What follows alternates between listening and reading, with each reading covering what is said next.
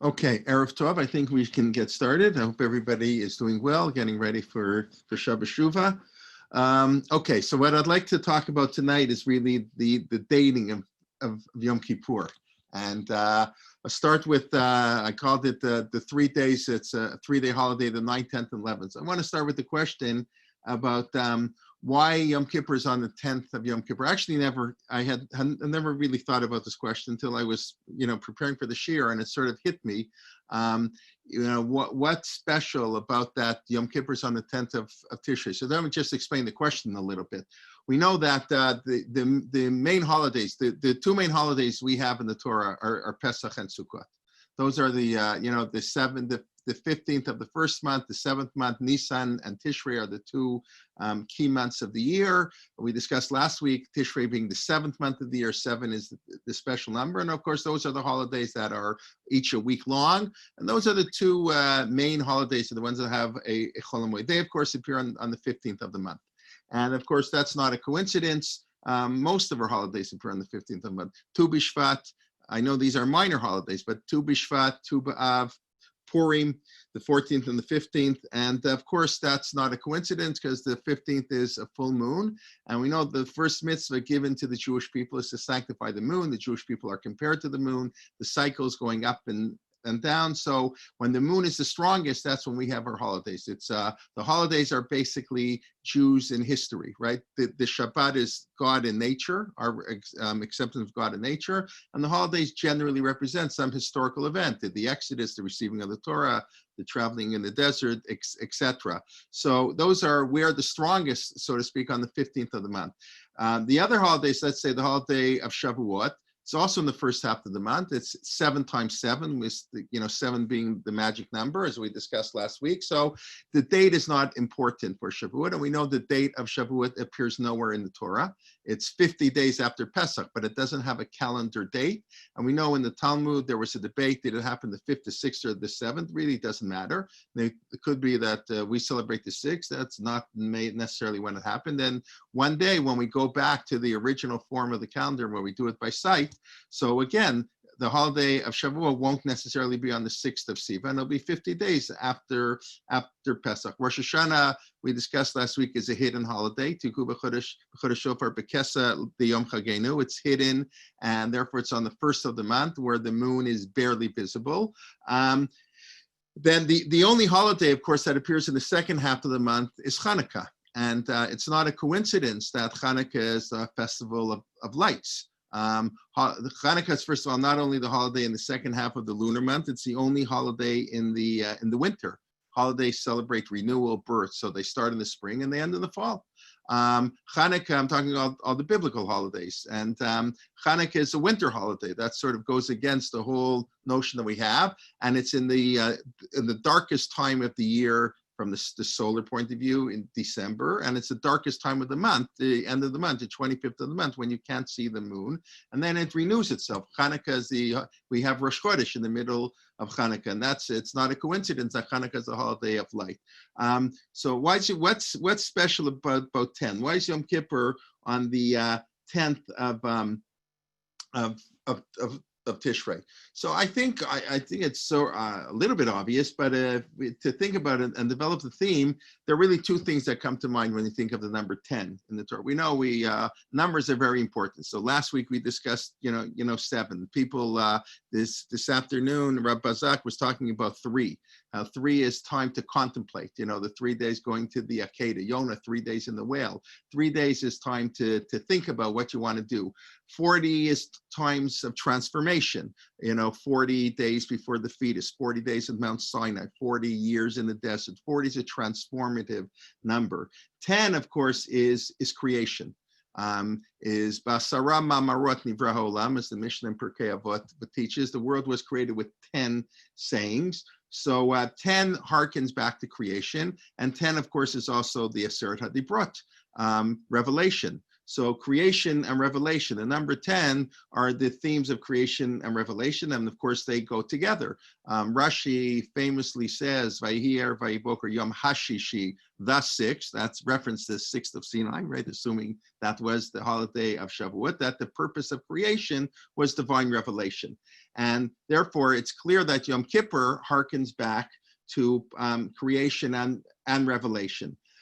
So, so first of all, Yom Kippur is sort of a contradiction in a sense, to creation, or it goes against the fundamentals of creation. Many people have spoken about this. The notion of Teshuva doesn't make any logical sense. The idea of undoing what was the past, that cannot be, and therefore the Talmud says that creation, that the notion of Teshuva was created by God before He created the world. There were 7 things that God created before He created the world. In order for creation to happen, certain things had to be built, because if you wouldn't have the concept of Teshuva, the world couldn't exist. Why couldn't the world exist? So this goes back to the first chapter in Bereshit. Bereshit bara Elohim et hashamayim v'et haaretz. God initially wanted to have a world of justice. We know Elohim, we know, is the God of justice, but it's really the God of nature.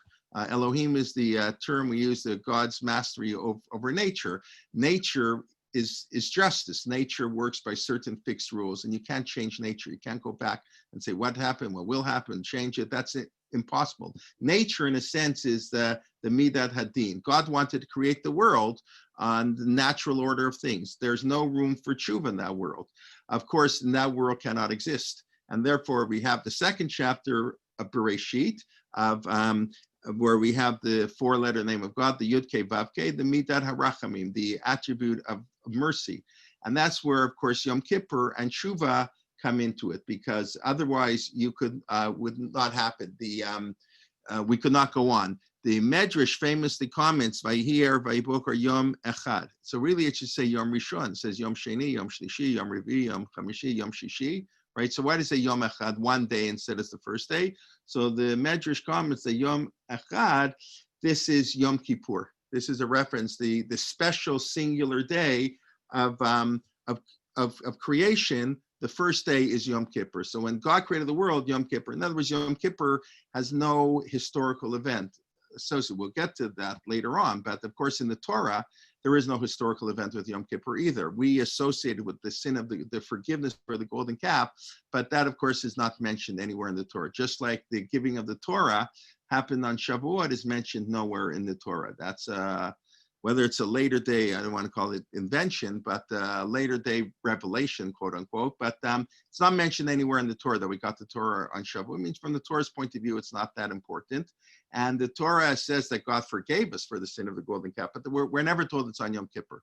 And so in this sense, Yom Kippur is built into the fabric of the world. Rav Soloveitchik says that's the difference. Perek Rishon of Bereshit is really the notion of Shabbat.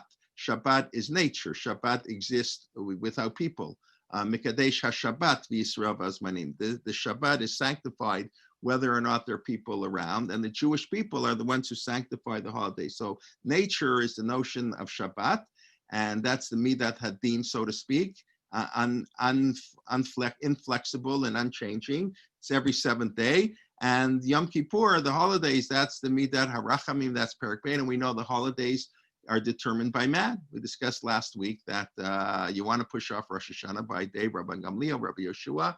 Man has the authority and the ability to create. So that's the first aspect of Yom Kippur and 10. The fact that Yom Kippur, I believe, is on the 10th of Tishrei, harkens to Basara Ma'amarot Nivra Olam, that the 10 utterances, it's part of the creation of the world. Then, of course, it's divine revelation.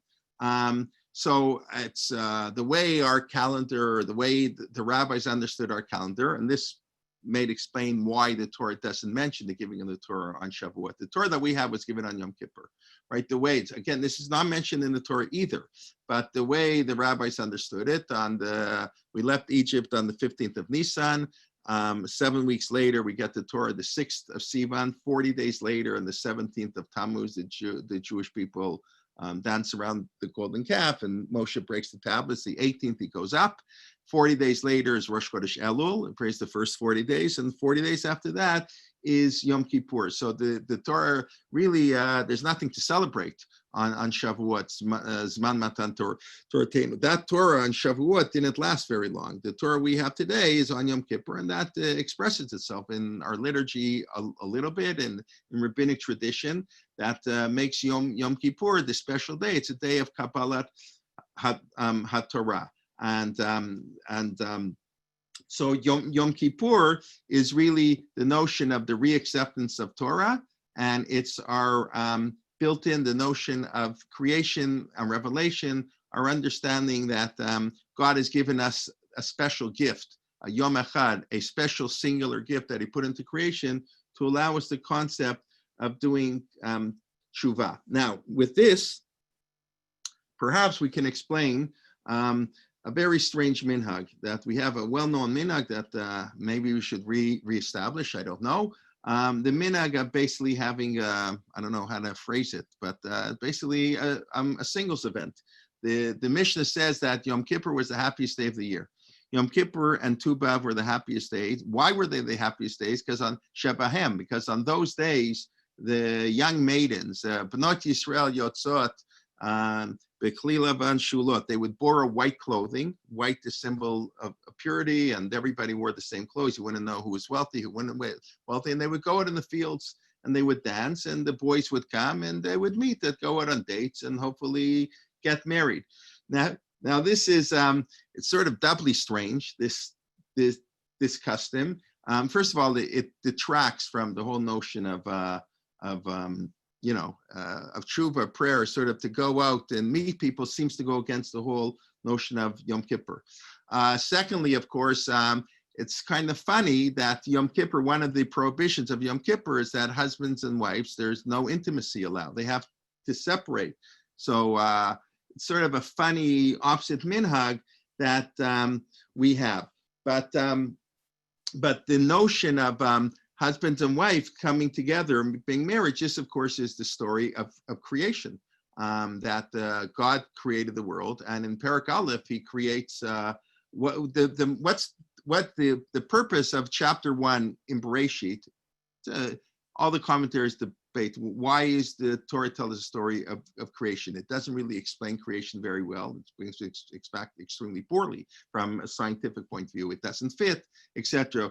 Why do we have to know all that stuff? It's basically the story of chapter 1 is to tell us that man is created in the image of God, that man is partners with God in creation. God is a creator, and man too has to be a creator. So on Yom Kippur, where we go back to the notion of Asara Marot Nivra Olam, so man and woman, husband and wife, have to come together. That's God created us, B'Tselem Elohim. Now it's very interesting that in chapter 1 in Bereshit, God creates husband and wife, or man and woman, as a unit, right? B'Tselem Elohim, Zachar Nekeva Bara'am. He creates man and woman as one.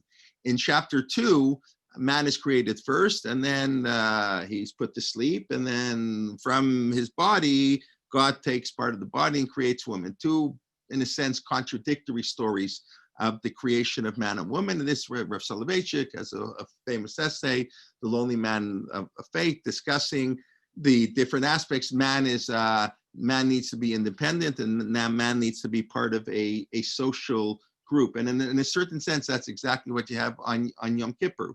We worship God together, husband and wife, and we worship God individually. What I mean by that? So the Rambam, it's in Hilchot Teshuva. So the Rambam, at the end of the Hilchot Teshuva, the Rambam describes the love that we have to have towards God, the mitzvah of Avat Hashem, in a sense. And he describes that mitzvah is the same way, is made possible through the love we have of a spouse. When somebody falls in love, the Rambam, of course, is discussing it from a male perspective, but I assume it's the same from a female perspective. When somebody falls in love with their spouse, they think about them all day, and that's everything they have on their mind. So that's the notion.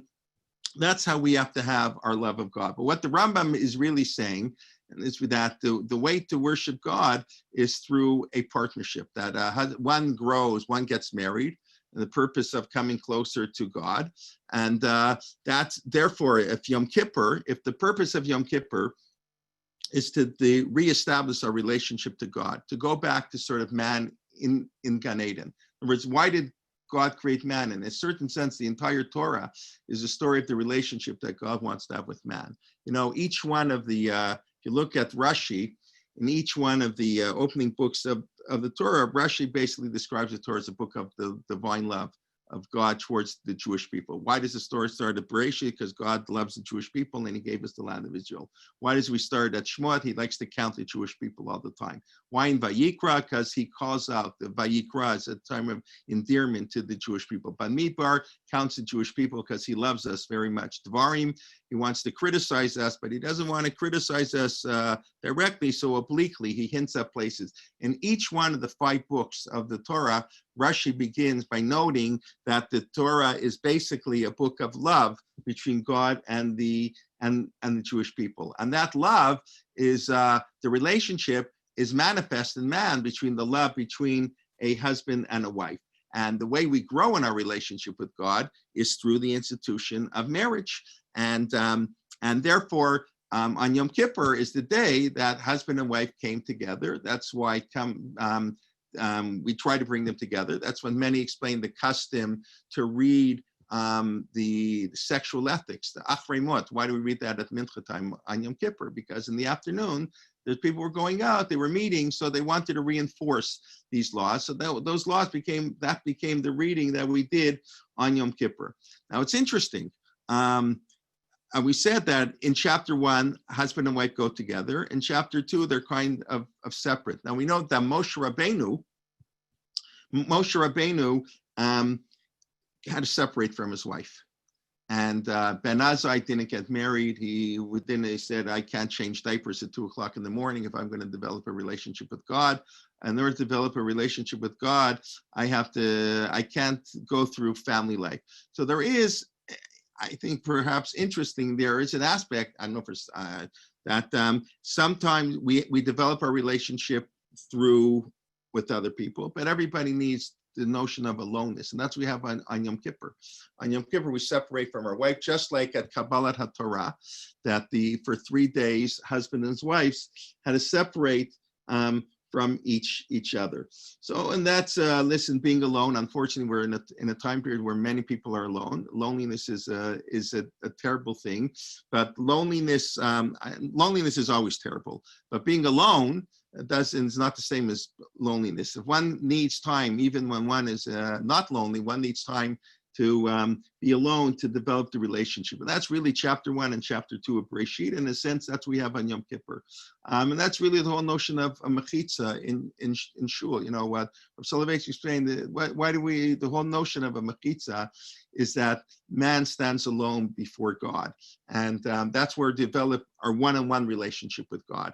And Rav Soloveitch mentioned that he did where he grew up, they didn't sit next to his father. It wasn't just husbands and wives. I mean, they didn't have a mechitza.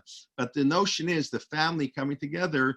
When we stand in prayer before God, we stand there in awe. And when you're with your family, that takes away that sort of feeling of being alone and being judged by God. And that's true if you're with your parents, no matter who they are. So that's an interesting idea that nobody really has today.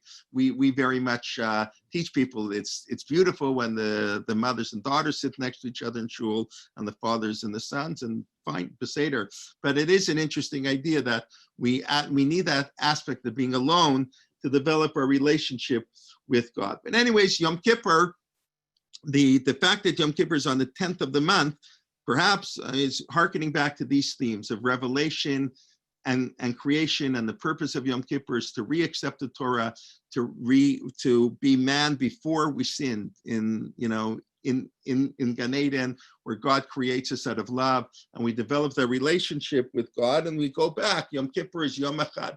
When God created the world, we're going back to pre-creation, to go back to man before he sinned. That's what we do on Yom Kippur. That we come out and a new person. The Rambam writes that about Teshuva, he changes his name. I'm not the same person. It's a total recreation, and it's a retransformation of the person. Okay, that's a little bit, in terms, if the number 10, maybe it's not significant, but I thought that was interesting. It is the only, I can't really think of other notions of of 10, the 5th chapter in Pirkei Avot that goes through, Ben Asaram Arot Nivra L'Olam, and then there are 10 generations. It goes through all the numbers, 10, 7, 3, 4, etc., etc. But these are the aspects of 10 in the Torah.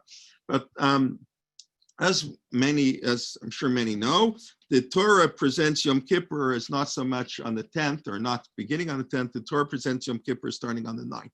Torah says that B'Tisha B'Erev, on the 9th day of Tishrei, or the 9th day of the 7th month, B'Erev, at Erev, from night to night, you're to rest, and v'initem et nafshotechem. And of course, question is why it's such a weird way of saying when the 9th of night. Yom Kippur is on the 10th. It's not the 9th of night. The 9th of night is the 10th. So why not say Yom Kippur is on the 10th? So the Gemara has two answers to this question. One is that we have to start Yom Kippur on the 9th. That's what we call Tosefet Mechol al HaKodesh. You've got to add to the sanctity of the day. You don't just start Yom Kippur, at 6:52 when the sun sets, but you start 18 minutes early, 13 minutes early, 40 minutes early. That's the notion of why we light candles on Shabbat, 18 minutes early. The Torah has it by Yom Kippur. The way the rabbis understood the verse in the Torah, there seems to be a biblical obligation on Yom Kippur to start the fast a few minutes early. The Torah doesn't tell us how much. I know in many communities in Europe, we don't do this. Here it would be too much, like for most people, I know the way we live our lives. They would do a half an hour. And that would be true on Friday also. And that would be true in the winters too. I mean, you start Shabbos, at 3:30, 3:45, go to Shul for Mincha. So that's not going to work the way we live our life. But Gemara says, B'Tisha Erev of Erev, the reason the Torah writes that you have to fast on the 9th, or that fast starts 9th, is to tell us that we can't just fast for 24 hours or whatever exactly on the 10th, or even 25 hours from sunset till it gets dark. Even that's not enough. You've got to start the fast on the 9th of Tishrei while it's still totally outside. That's the first thing the Gemara says. Then the Gemara says something else, a second opinion. These are presented as two different views. They're presented, the Gemara gives, two different views what this means. The second view is no, but Tisha B'Av, well, what do you do on the 9th of Tishrei? The 9th of Tishrei, we eat. If you're going to fast on the 10th, you're going to eat on the 9th. So if you're going to eat on the 9th, this comes to teach us that, and the Torah says that Yom Kippur is on the 9th, but you're eating on the 9th. So it must be that eating on the 9th is very important. And the Gemara makes an astounding statement that the mitzvah to eat on the 9th, it's as important as fasting on the 10th. A person who eats on the 9th, it's as if he fasted for 2 days. What's as if he's fasted for 2 days? So we know the harder the mitzvah, the more effort we put in, the more reward. So it's very hard to fast. So to get the reward for fasting for 2 days is pretty, that's very good. But the Torah is equating the mitzvah to eat on the 9th with the mitzvah to fast on the 10th. And therefore, Yom Kippur is a 2-day holiday. Yom Kippur starts on the 9th. The 9th is a day to eat, and the 10th is a day to fast. Now you realize these two teachings actually contradict each other, right? The first teaching says we have to fast on the 9th, obviously not the whole day of the 9th, but the Torah is teaching us that the 9th is a day of fasting, and the second teaching is teaching us that the 9th is a day of eating, right? So these two answers contradict each other. But of course, these contradictions are really are two sides of the same coin. Now, why in the world would there be a mitzvah to eat on the 9th? There's no mitzvah to eat on the 8th of Av. People eat on the 8th of Av because they don't want to be so hungry on the 9th of Av. But there's no obligation. You don't want to eat on the 8th of Av, you don't have to eat. But there's an independent mitzvah to eat on the 9th of Tishrei. As a matter of fact, some claim, even if you're not going to fast on the 10th of Tishrei, it doesn't really matter because it's sort of an independent mitzvah. It's not just a preparation for Yom Kippur, but there seems to be eating on the 9th, for whatever reason, as is important as fasting on the 10th. So this, Rav Soloveitchik explains that really Yom Kippur has this dual motif. Yom Kippur is the day of revelation. It's the day that God recreated the covenant, gave us the Torah again, and that caused for great rejoicing. And Yom Kippur is also a day that our judgment is complete and God is writing, sealing the book. It's a day of, in a sense, it's a day of fear and trembling. They go together. Now that you can't eat when you're being judged. Same way the Gemara says you can't say Hallel. Can't say Hallel when the book of life and death are open, even if it's a happy day, it's not a time for Hallel. So these two themes come together, but the themes are a little bit contradictory. You can't have two themes on the same day. So the theme of the rejoicing for the acceptance of the Torah, that's on the 9th.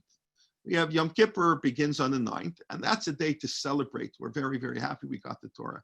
And the 10th is the day that we do the aspect of Teshuva and what have we done wrong and how can we do better, etc. But you can't have two conflicting emotions on the same day. So we have the 9th to celebrate the aspect of Yom Kippur of revelation, of recreating a relationship to God. That's great rejoicing. And the 10th is the day to focus on our sins. What can we do better? How can we improve?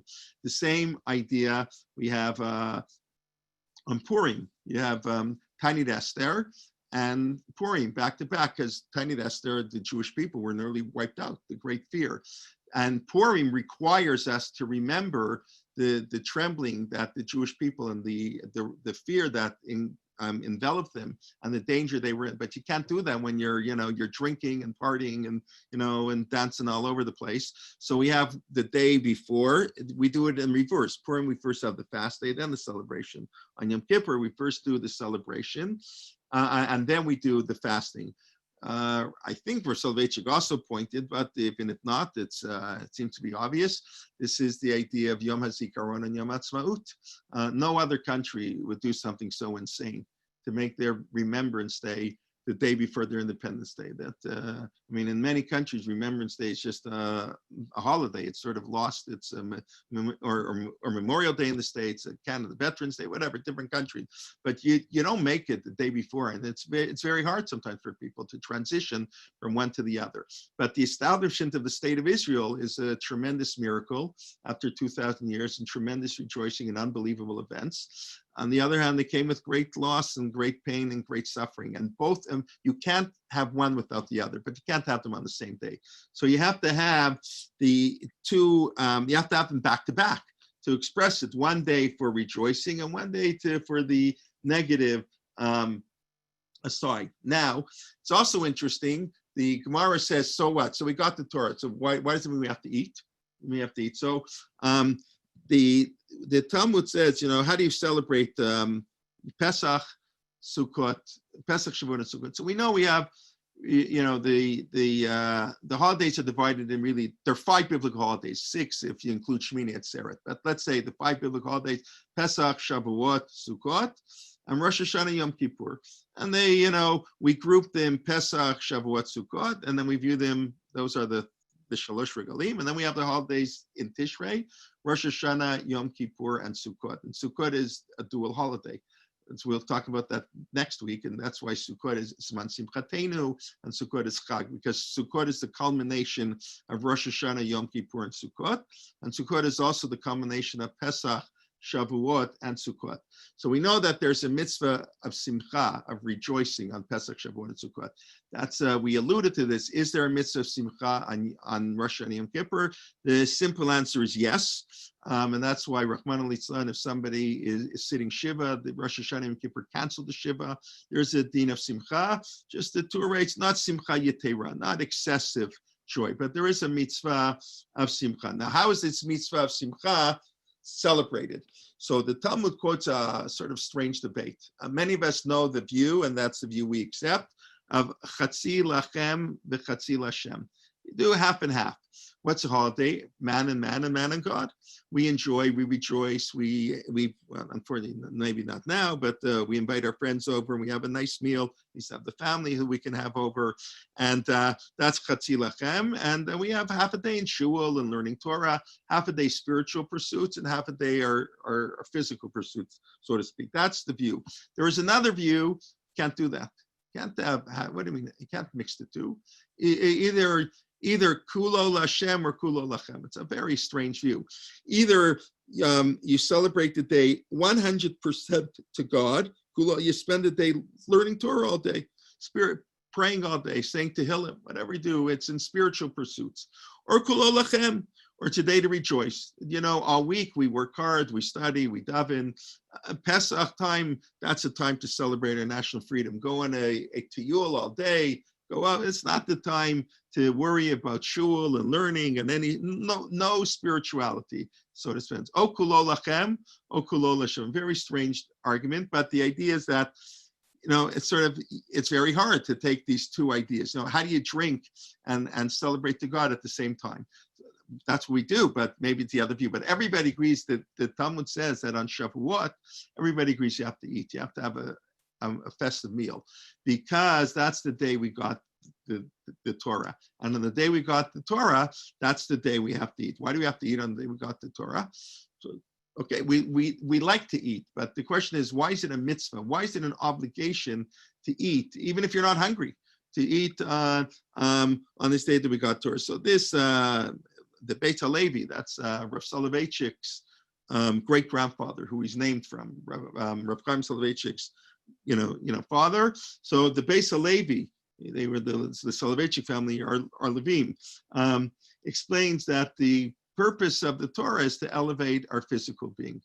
That when Moshe went up to get the Torah, so the angel said, "What are you giving Torah to man? Man's a sinner and nobody, a good for nothing. Why do you want to give him the Torah?"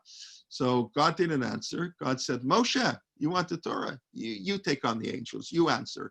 So Moshe says, "Okay, angels, what does it say in the Torah? It says, don't be jealous. Are you jealous? It says in the Torah, keep kosher. Do you guys eat? It says in the Torah, honor your parents. Do you have any parents? The Torah was given to elevate our physical being. So we eat to demonstrate that the way we eat is that we can service God through eating, through korbanot, right? Most korbanot we ate. We ate from the korbanot, except the korban olah.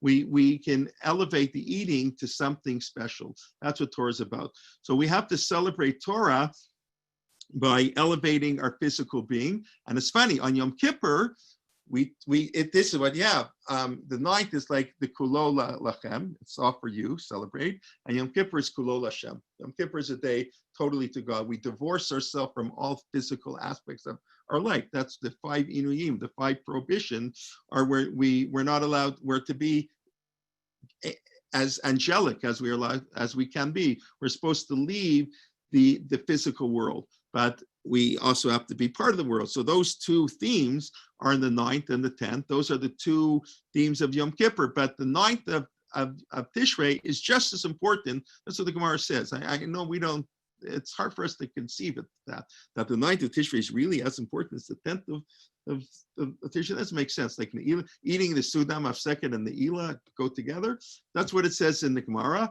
And done properly, that's what it means. And this, of course, was picked up by the Kabbalists, and I know nothing about Kabbalah. This I was actually first saw my first exposure to Rav Soloveitchik was when I was in Yeshiva at Kotel after high school, and the first book in English, Rav Soloveitchik, Reflections of the Rav, written by Abraham Beslan, where he took summaries of some of the Rav's famous talks over the years, and they put it out in English, Reflections of the Rav. I assume it's still available. It was like 20 articles, a few pages each.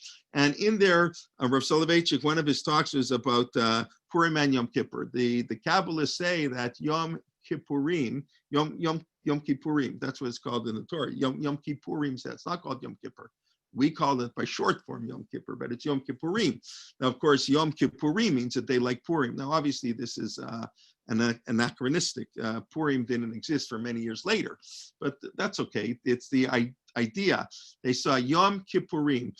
Yom Kippur is a day like Purim, which of course is ridiculous because they're the two most opposite days of the year, the most serious day of the year and the least serious day of the year. They were forced to eat and they were forced to fast, right? But the idea here that we worship God through eating and we worship God through our fasting and feasting. And when we say Yom Kippurim, that Yom Kippur is a day like Purim, basically what we're saying is Purim is more important because Purim is the idea to come close to God through our physical enjoyment. where it's much easier to come close to God when you're in shul all day, when you're daven. That's an easy day to think about God. But when you're partying, that's pretty hard to think about God. But so if you can do it, Yom Kippurim, Purim is the ultimate of holidays. And of course, it's no surprise that our rabbis say that Purim was the day we accepted the Torah. The rabbis make this sort of rather startling claim that on on Shavuot, or I guess Yom Kippur later, when we got the Torah, we really only accepted the written Torah. The Jewish people weren't so excited about the oral law. But on Purim, they finally accepted the oral law. Purim becomes a day of Kabbalat Torah. I don't know what that means exactly, right? And there's no evidence, of course, in the Megillah for that, in the Pshat of the Megillah, that doesn't exist. But the idea that there was a reawakening and Teshuva, all the themes of Yom Kippur, reawakening and acceptance of the Torah, Yom Kippurim and Purim are the days we accept the Torah through fasting and we accept it through feasting. And on each day, we have a little bit of the other one. Yom Kippur is the day of Torah through fasting and spending all day in Shul, but we have to have the other side too. We have to have the ninth Eid. And Purim is a day of rejoicing and fun, but we also have to have the fast day also. So these two notions go together. Soloveitchik also developed other themes. I'll just say the connection between Purim and Yom Kippur. I think this is a beautiful idea and a very powerful and a comforting idea that both of them involve lots. Purim got its name because Haman threw lots. Yom Kippur, the whole notion of our kapara, our atonement, comes through lots. They have to take 2 seirim, 2 goats, and they have to do a lottery. This goat is going to be sacrificed to God, and this goat the Kohen Gadol is going to say confession for all the sins of the Jewish people. We're going to send it away like we're sending away all our sins. So it's a lottery. You have the themes of lottery both in Purim and Yom Kippur. And Rav Soloveitchik explained that how do we do tshuva? How do we come to God? What we said, tshuva is a natural impossibility. You can't undo the past. But rather what Rav Soloveitchik says, God, it's life is a lottery.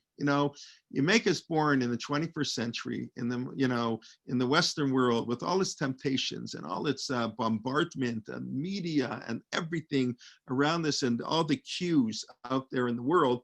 How do you expect us to be an observant Jew? If we were born in the shtetl in Poland, where everybody's religious and everybody, it'd be a lot easier. So we say that life is, so to speak, a lottery, and it's not our fault. We were given sort of a thing. That's one of the other ideas. So that's what Rav Soloveitchik explained, the comparison between Purim and Yom Kippur. But the way we're developing the theme is the notion of Kabbalat HaTorah. Yom Kippur is all about revelation, re-acceptance of Torah, creation. And that's a theme that's picked up on Yom Kippur. And that's a theme that involves both coming to God in prayer all day, but more importantly, recognizing God through our enjoyment, eating, celebrating, all the time. So really, these two answers go together. We must add to Yom Kippur. We must begin the fasting early, but we also have to eat. In other words, then we have to eat and fast on the 9th. We have to eat and then we have to fast, because those are the two ways that we can come closer to God, and we elevate the physical aspect. This, of course, a basic teaching. That the basic teachings are often the ones we have to stress the most. That's what the whole Torah is about, raising our physical existence. We never, the Torah understands we're human beings. We're created as physical human beings. Just how do we channel it and how do we elevate it? A life of holiness. And it's also the notion, and that's, of course, getting married is holiness. Kedusha, Kiddushin is Kedusha, the Rambam puts into the book of holiness. He puts the laws of Isurei Bia, of sexual relations, and Machalot Asurot, and forbidden foods. The way we attain holiness is through eating and sexuality, two activities that are forbidden on Yom Kippur itself, but of course is how the purpose of Yom Kippur, so that our eating and our sexual life and all of our aspects of physical life will be that of holiness. So it's interesting also that as far as I can think of, the only 2 days of the year that are not a Shabbat and Yom Tov that you have to eat are the 9th of Tishrei and of course on Purim. Those the other days people eat, but there's no mitzvah to eat. I don't know if anybody has this custom. I remember when I was in high school, Rav Tabori or Rosh Hashiva telling us that there were people who used to suck a candy all day, to eat. So they should always be eating the whole day, fulfilled the mitzvah. By the way, there's a debate. Does the mitzvah start the night before, or does the mitzvah only start in the morning? In other words, the mitzvah tonight, maybe it's somewhat connected to the 10th. It only happens in the morning.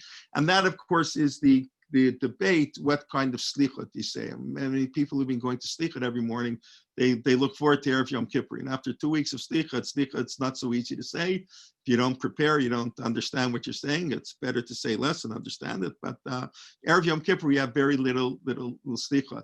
And we're supposed to say slichut at night.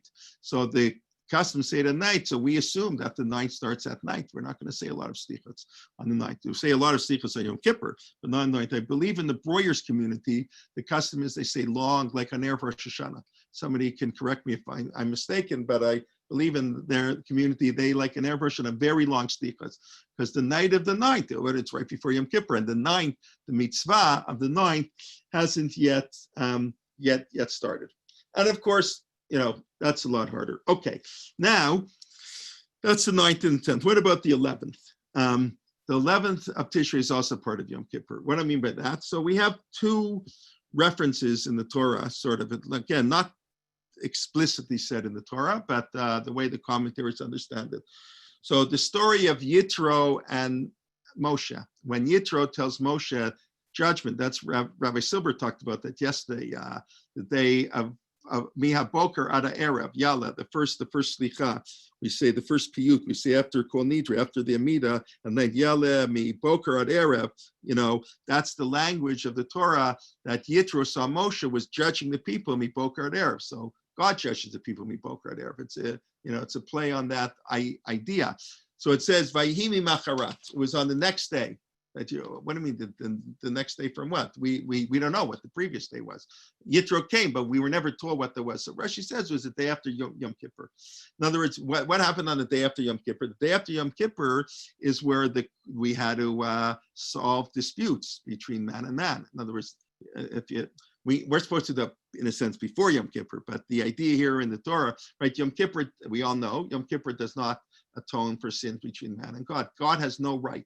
I'd even say it sounds heretical. God has no ability to forgive sins between man. How can God forgive sins that somebody did to me? I'm the only one who can do it, right? This famous comment of, Simon Wiesenthal on the Holocaust. We have no right to forgive the Nazis. Only the people who are in the ashes have the right to forgive that. We maybe the grandchildren, that's something else. But the people who carried out, only we can. That's a famous story of the Chafetz Chaim. The Chafetz Chaim was on the train again. I always say, who knows if the stories are true? And then when the guy slapped him in the face, because the Chafetz Chaim, they were playing cards, and they went over to thank him. And I think I mentioned the story not so long ago. And the guy thanked, maybe not.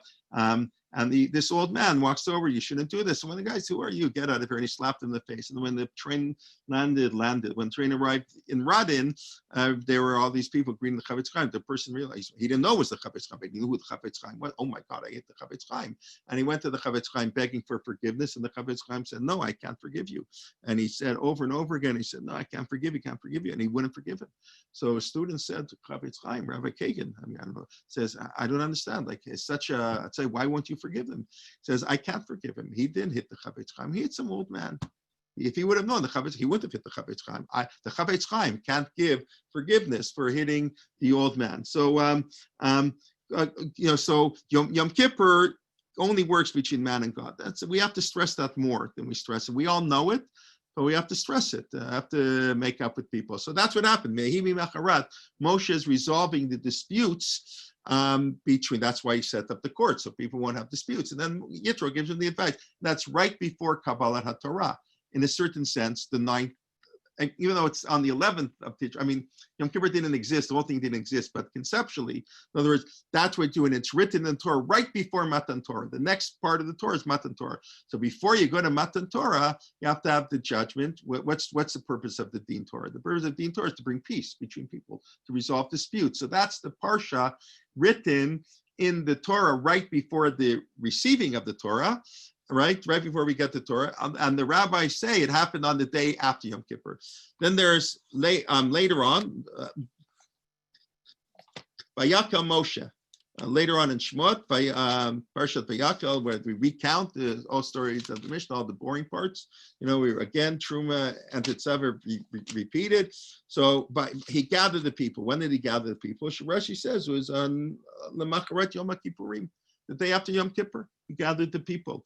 So what happens on the day after Yom Kippur? The people have to come together. Vayakel Moshe et kol adat b'nei Yisrael, the entire nation, and the entire nation has to come together in peace. If you put it the two together, right? You can't build the Mishkan if there are monetary disputes between people. That's the day after Yom Kippur. So of course, because Yom Kippur is meaningless if nothing happens.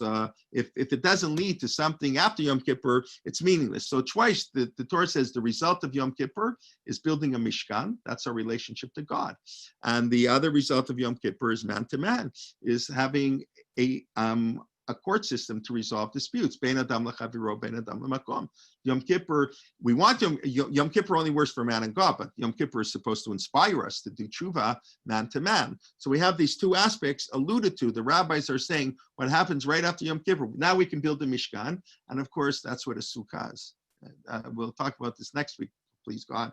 The sukkah is the recreation of the Mishkan. And some of the laws of the Mishkan are derived, and Sukkot is the Beit HaMikdash holiday, right? There are more korbanot brought in Sukkot. So you build the Mishkan right after Yom Kippur. We build our personal Sukkah right after Yom Kippur. And as a matter of fact, that, as many people know, is the first halacha. That's what you're supposed to do on Motzei Yom Kippur. We go from mitzvah to mitzvah. We go from Yom Kippur, and then we build the sukkah. I don't know how many people have ever done that. I can't say that I've ever done that. Maybe I shouldn't. Et chatayini maskira yom. I don't know, has anybody ever gone and built the sukkah or put on the schach really on Motzei Yom Kippur? That's what it says really we're supposed to do. Now what's fascinating, I don't see anybody writing, so I assume that means I'm not the only one who doesn't do this. But what's fascinating about this halacha is that it's written twice in the Shulchan Aruch. It's the last halacha in Yom Kippur. In other words, there's a halacha that the fast is over. Now the fast has to end. Just like you have to start Mosifim Mechol Al HaKodesh on the 9th, you can't end Yom Kippur at 7:41 and 11 seconds. You got to end. Okay, so then 7:45. Torah doesn't say how much, but you have to add a little bit at the beginning, maybe a little bit more at the beginning is easier, and at the end you have to add a little bit too. So again, Yom Kippur again has to extend into the 11th, even halachically, that even we can't eat the second Yom Kippur ends, which we do. That's our whole notion why we end Shabbos and Yom Kippur so late when it's really, really dark. But so that's part of Hilchot Yom Kippur. And then the first halacha in Hilchot Sukkah is you build the sukkah right after Yom Kippur. It's like the Shulchan Aruch says, I think it's in the Ramah, the same thing basically twice in a row. Build a sukkah, build a sukkah. But one time we build the sukkah because it's sukkahs. I got to build the sukkah on sukkahs. So, got to have so that's in Hilchot Sukkah. Hilchot Sukkah begins the mitzvah to build a sukkah. It's an interesting mitzvah. It's not really true. You have to build your own sukkah, whatever. The mitzvah to build a sukkah. But it's part of Yom Kippur. We have to build a sukkah because it's sukkahs, but we don't have to build a sukkah because it's Yom Kippur. It happens to be that the next mitzvah after Yom Kippur is sukkahs.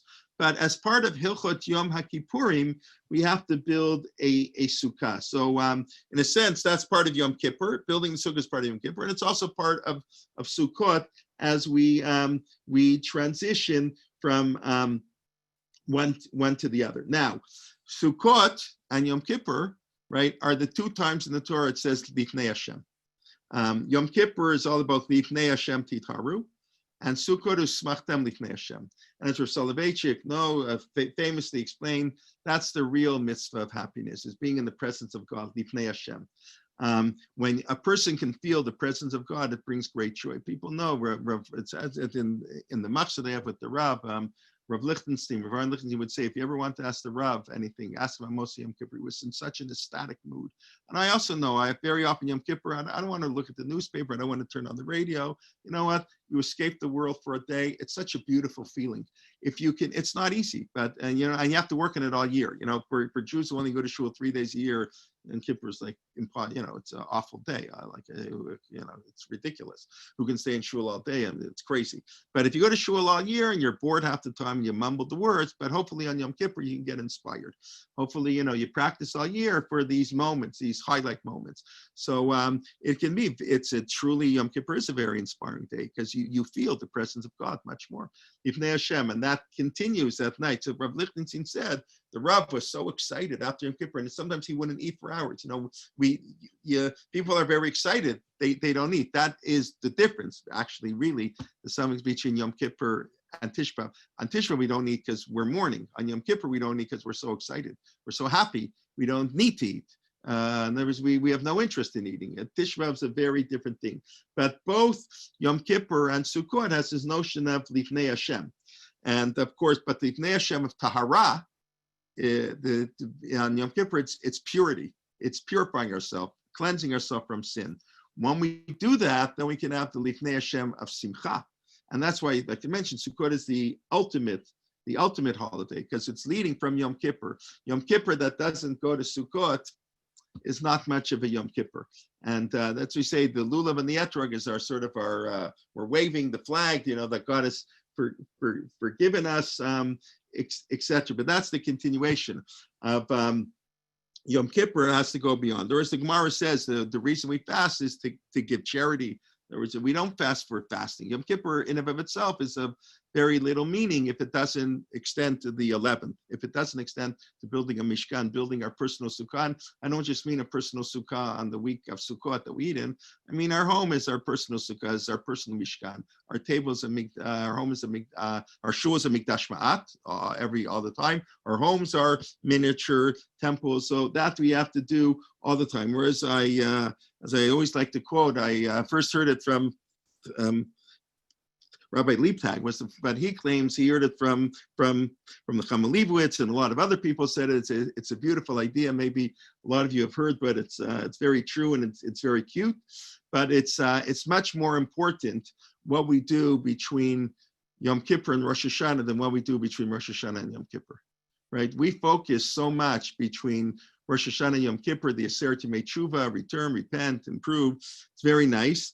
But it's much more important what you do between Yom Kippur, the 355 days, whatever, between Yom Kippur and Rosh Hashanah. Just one last point, then we'll give a quick review. Just we didn't really touch upon. We say, I began this year asking why Yom Kippur is on the 10th of Tishrei, and the symbolism of the number 10. So you can answer, well, historically, if we're associating Yom Kippur with forgiveness, with the covenant and forgiveness, that's of course the sin of the golden calf, which we didn't touch upon really much. But that's what's behind this whole thing, is that God forgave the Jewish people for the sin of the golden calf. So a number of years ago, I read, I'll just say very briefly, but just I think it was such a powerful idea. I believe it's in the first Torah Umada journal that they don't make them anymore, but it was part of Tradition magazine. They sat for a number of years, the Torah Umada journal, and I believe that's where it appeared in the first one. Rabbi Benjamin Blech wrote an article. I think he was rabbi in Oceanside for many years, taught at YU for a number of years, and so he was explaining why he went into the rabbinate. And he said when he was learning in yeshiva, he was not learning in YU as a youngster. They tried to tell, I guess this is in the 50s, 40s, 50s, don't be a rabbi.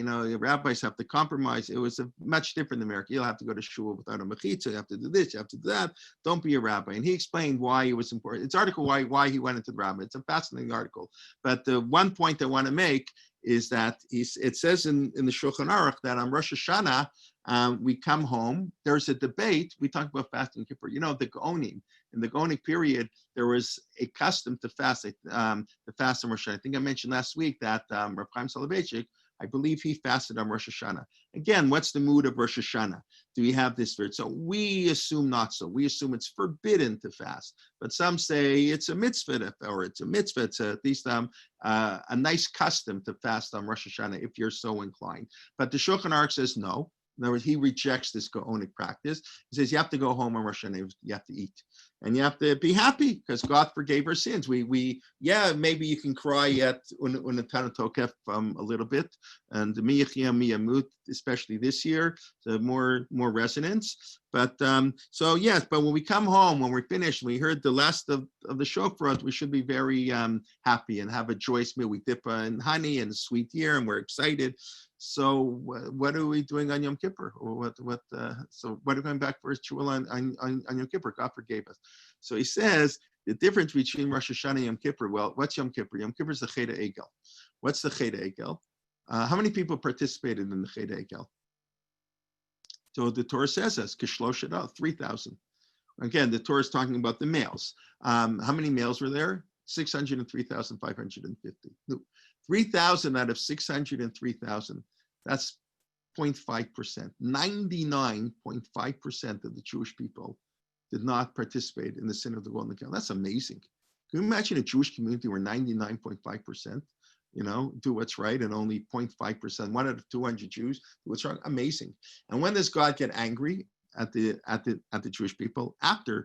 When does Moshe have to pray for the next 40 days, next 80 days, Yom Kippur, after these 3,000 people are killed? They're not alive anymore. It's already happened. Over. Time to move on. God wanted to wipe out the nation. What do you mean wipe out the nation? They didn't do anything wrong. They were 99.5%. They were wonderful people. He says that's the problem. They didn't do anything. How could it be? How could they let 3,000 people? How is it possible that after hearing divine revelation, how in the world could they allow 3,000 people to do that? So he says Yom Kippur, Rosh Hashanah is sins of commission. We stole and we cheated and we gossiped and we, do all the things we do. And all the al-chaitz, the positive things. But that's okay. So we resolve not to do them. We try not to do them. We get forgiven. But Yom Kippur is a much harder level. That's the sins of omission. Those are the sins the things we could have done and we didn't do. And we know that's much, much harder, much more important. We can't just judge people by what they do, but it's what they could have done and they didn't do. And that's a much higher level. And that's why even after we feel relieved and happy that God has accepted our prayers on Rosh Hashanah, we have to come back to Shul on Yom Kippur. That's the Cheder Egel. And then he just adds one point that every part of the Torah, every law in the Torah, the law and narrative in the Torah go together. We don't have time now to develop that theme, but that's obvious. The law and the narrative reflect similar ideas, and the narratives often reflect the law. So he said, what's the law that reflects the Cheder Egel? That's the Egla Arufah. Egel. The Egla Arufah is if you find a dead body and you don't know who killed the body. So the rabbis of the closest town, they say, we didn't kill him. We didn't kill him. So we didn't escort him. We didn't go with him. We didn't watch. It's not that they killed him, but they didn't set up the nest. They didn't do all the preventive measures that were necessary. It can apply it to COVID as much as you want. They did not do all the things in advance to prevent things from happening. That's as if they killed them. That's how the Torah says. But those were stated, of course, actively, but they passively. So the Cheder Egel and the Egla Rufa go together because that's the passivity of what's doing. And of course, that explains the Medrash that when Yaakov Avinu, he's told that Yosef was alive, he had a heart attack and he didn't believe him. That's what it says in Torah. But Yapek Libo had a heart attack. How could he believe him? Not his son is the viceroy in Egypt. And then Vayar Tagalot, he saw the wagons. And then he believed him. Then so the rabbis had this ridiculous comment. Vayar Tagalot, they were learning Egla Rufa. That when Yaakov sent Yosef to Shechem to see his brothers, they were obviously learning Torah, and they were learning the Parsha of Egla Rufa. What kind of, obviously, some Midrashim are not literal. I mean, as the Rambam says, only fools believe they're literal. So what's the Medrash? Has Medrash very deep point? What's Yaakov Avinu saying? Yaakov Avinu, they were learning Egla Rufa. What's Egla Rufa? We didn't escort him home. Well, Yaakov let him. How could he let Yosef go to Shechem on his own? So the Egla Arufa is the kapara for the sins of omission, the Egel Azav. So that's Yom Kippur as opposed to Rosh Hashanah. That's the high level that we're supposed to attain. But just very quickly to review what we did, we discussed that the notion of the number 10, and 10 is revelation and creation, and Yom Kippur takes us back to the pre-sinning man, that God has given us the great gift, Yom Echad, a special day of the year, where we can undo nature, where we can go from sort of Perek Aleph, the natural order, into Perek Beit, into Rachamim, and we do that through a relationship. The Torah, the ideal relationship between a husband and a wife, and the two ways man and woman are created both alone and separate, and that's of course why we have the minhag that the single people would come together on Yom Kippur to meet each other, because that's what Yom Kippur is all about. That's the way we worship God, through partnership. In business, everything, you always need partners to grow. And then we discussed the notion of Yom Kippur being on the 9th. The Torah says it's at the 9th, so that's the addition. You have to both fast and eat on the 9th, right?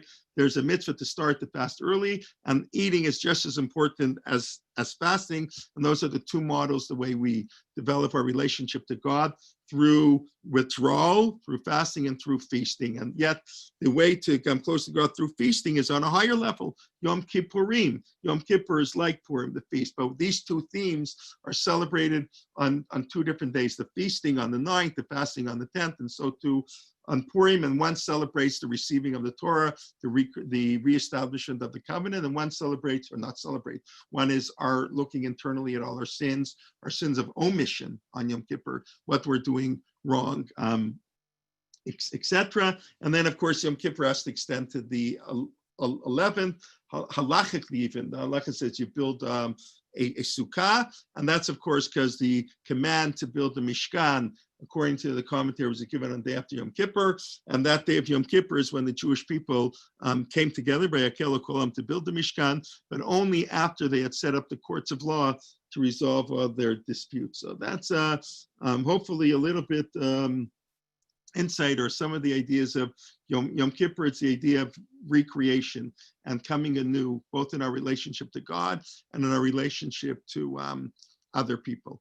Okay, if there are any questions or comments or critique, I'm happy to take it. Somebody asked me privately, do we fast in their mitzvah because of inui nafshatechem? Yeah, tanuat nafshatechem. We should afflict our souls. That's the assumption. The Torah never says to fast. The Torah says to anu, to inui. So inui includes more than fasting. By the way, there's an inui also appears in judgment. Inui hadin.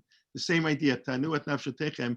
Inui hadin is the prohibition to delay the meting out of the punishment, to let somebody sit there, for months before justice is done. We have to do justice immediately, right away. So inui hadin is pain and suffering. So it's interesting. We talked about din, the judgment in the court connected to Yom Kippur. So it's the same phrase, inui hadin and tanu at